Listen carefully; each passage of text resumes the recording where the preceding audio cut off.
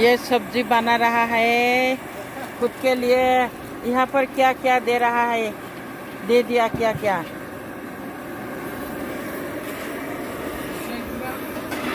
मछली सब्जी, ओ फूल गोभी, बिलाही और क्या मांस देगा, मछली मछली। आलू आलू भी दे दिया है क्या। एकदम स्वाद हो जाएगा, खा के टेस्टी टेस्टी लगेगा। नहीं लांदे लोगोफोर।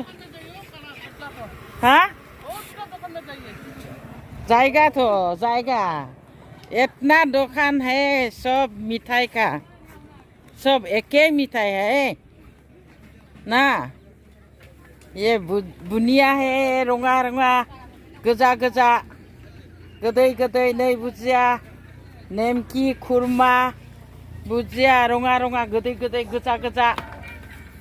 जानोबा सोरबा फै दाङारकुथि मेलायाव, एफा गोथाव गोथाव दाङारकुथिनि मेलायाव। जों दाङारकुथि मेलायाव फैदों नै। नै जोंना माने मा होननांगौ बिदिखौ, जोंनाबो महिलाफ्रा नै एकदम गय दखान होनो जोंना। आयै अन्थाव बाथाव जारौ मोनहा दखान होनो नागिरदों। मा दखान होगोन जारौ? ओरै नाहरना गय दखान, दाउदै। दाउदैबो होगोननो रदे आगै, आं एसे ओरै लालांबावनो। ये इतना अच्छा अच्छा लगता है रे खाने के लिए। सोरबा सोरबा जानोबा फैदो। मोजां मोजां नै गोदै गोदै जुलाफि गुदुं गुदुं जानोबा फैदो नै। मा होनोमोनलाय दाङारकुथि मेलायाव नै नै। बेखौ गुदुं औ बेखौ गुदुं नोहाय, बेखौ गुदुं। आवाजय ओइ दे दे दे दे এটা খায়, এটা খায়, এটা तुम है না ওইখানে খাওয়ার কথা বলা আছে। हाँ दे दे दे। ये सोशल मीडिया में जाएगा। व्हाट्सएप पे दे दो। सोशल मीडिया ना। ये बगरीबारी महामाया का दुकान है। ये बगरीबारी है ना, जो बगरीबारी, बगरीबारी महामाया का दुकान है। मिठाई दुकान, बहुत अच्छा मिठाई है। अच्छा बहुत अच्छा। Thank you.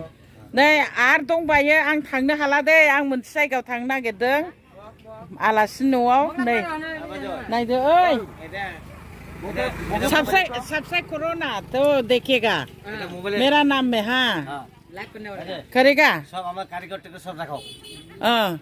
दिखाएगा, सब्सक्राइब करो, देखिएगा तुम लोग। ठीक है ठीक है। ये हमारा मिस्त्री है, ये कारीगर। एस बसुमतारी, मेरा फोटो है प्रोफाइल में, सब्सक्राइब कर लो। ठीक है ठीक है। यूट्यूब में ठीक है। करेगा है कि नहीं, करेगा कि नहीं? आप करो आप मोबाइल में दे दो। ऐसा नहीं होगा ना, हम तो देगा यूट्यूब में। तुम लोग मेरा नाम से सब्सक्राइब करने से देखेगा। क्या नाम बोलो? एस बसुमतारी, मूर फोटो है प्रोफाइल में। दो बार कर दीजिए। पार कर तो खोनाबाय रायलायदों। मोनफैबाय लांगोना मोनबायलाय।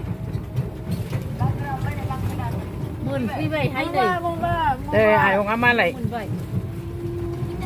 खालि फुजा मेलानि जुलाब जागासिनो दं। जों जेराव फैदों बाहाय मोनफैबायनोहाय।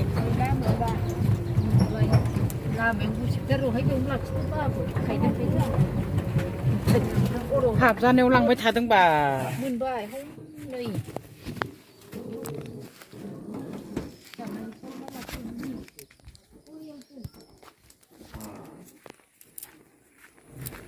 बोरो अबेजों थांनांगौ लामायालाय? नै गामि सिंनि लामाखायनो नै जों नै हाबफैबाय आलासिनि न'आव। आलासिनि न'आव हाबफैबाय। नायलांदो सनाफोर लोगोफोर, नै जों आलासिनि न'आव सफैबायहाय। फैफेराखै आं, दिनैसो प्रथम फैदों। नै आलासिफ्रा नै आंनि आनैया बेनो, आदानि फिसाजोआ कुसुम बिब' बियो। हाबाब उन्दैयाव नुनायल' आयै नंगौना नङा नंलायलायनायनो नै हाबाब नै न' गोदानाहाय नै नै दे बाल्थिङाव दै दं खोमाहाय नायदो गैया दे दासो फैदों आलासिफ्रा नै जोगां जोगांथार नैबे जोंनि आदा बाजै सनाफोरजों नै हाबाब नैबे आंनि आनै आदानि फिसाला नै उसुं खेबा आं उसुङाव खेबलाबाया आं मानसिखौसो खेबगोन दा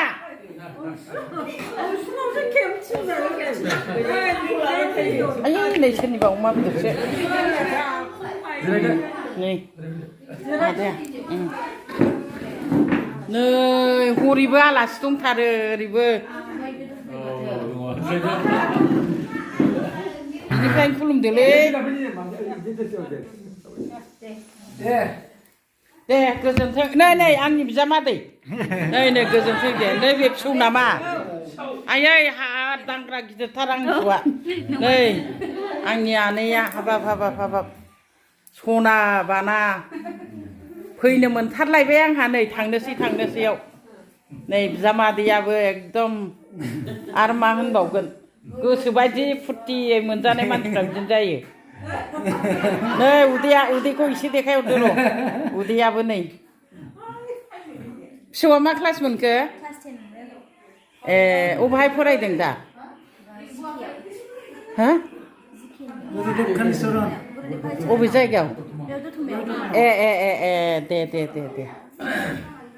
दे गोजोनथोंसै दे बयखौबो गोजोननाय हरबाय नै नायदो जोंनि आदा बाजैमोन आलासि जानो फैबाय न' हाबनायनि दे होमबा दोनथ'बाय नायलांबाय था लोगोफोर बेफोर नुवाखै बाहाय जादो आबै सन्दना नुदों दा हेलौ आबै सन्दना दे ओरै आबै लाया आं लाया मोनैखौसो लाबाय नै जोंहा नाजों ना एवनाय नै पापर होफैदों नै बेदर नै बेखौ जानोसै जों ओंखाम जानोसै दे सनाफोर लायबाय नङा होमबा दा दानथोंसै आं थख' लानो रोंलाना बास्ल'बो दे होमबा जों जानोसै बाय जाथ'लायबाय दोनथ'नोसै माबा लादोंहाय जोङो सिंगियानो ब्रेव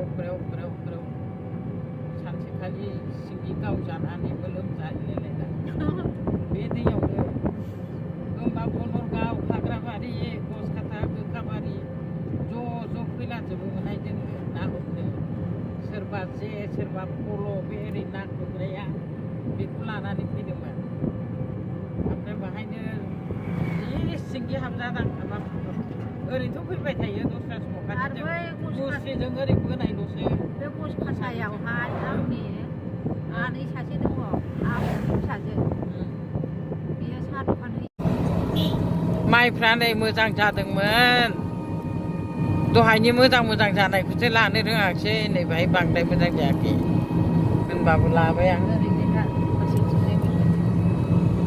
नै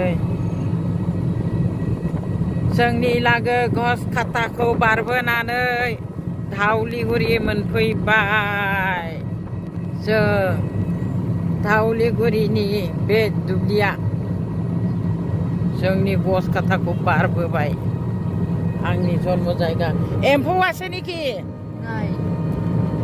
नासो